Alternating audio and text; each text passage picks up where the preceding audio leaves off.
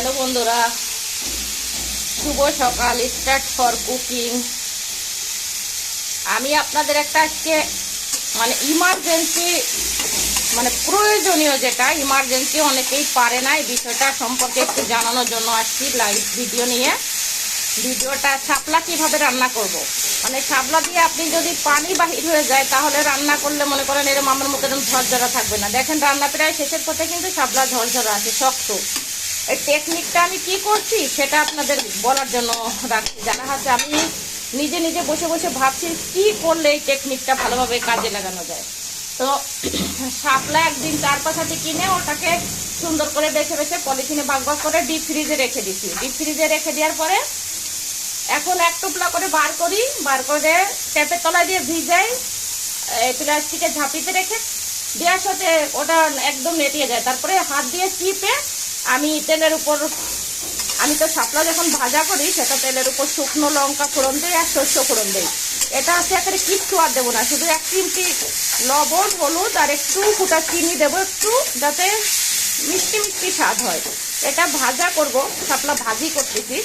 আর আপনি যদি ইলিশ মাছ দিয়ে রান্না করেন সেটা আলাদাভাবে দেখানো যাবে। কিন্তু দেখেন টেকনিকটা কত, দেখছেন একটুও পানি নেই এখানে, কত সুন্দরভাবে রান্না হয়ে যাচ্ছে। তো আপনারা যারা শাপলা রান্না করতে গিয়ে বিপদে পড়েন, জল গলে যায়, শাপলা বেঁধে হয়ে যায়, তারা হচ্ছে আমার মতোই টেকনিকটা করবেন। শাপলা ভেজে ফ্রিজে রেখে দেবেন।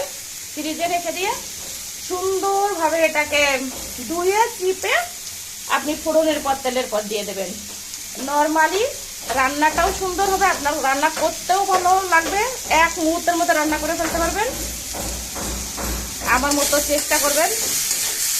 কিছু কিছু জিনিস আসলে একা তো পারা যায় না, শিখতে হয় মানুষের থেকে। তো এই টেকনিকটা আপনারা দেখালে নর্মালি আপনাদের জায়গা নাই, নর্মালি রাখতে পারতেছে না, বেশি ডিপে রেখে দেবেন। ডিপে রাখাই সব থেকে বাঞ্ছনীয় শাপলা। দেখেন একটা শাপলাও কিন্তু গলে নাই, প্রত্যেকটা আস্তে আস্তে আছে, অথচ শাপলা রান্না হয়ে গেছে।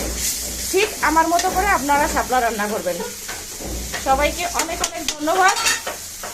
আমি মিথিলা বোস, আর আমার ইউটিউব চ্যানেল আছে রীতানাথ ডেইলি ব্লগ। আজকে আমি শাপলা রেসিপি দেখালাম। আপনারা যদি চান আমার মতো করে রান্না করতে পারেন।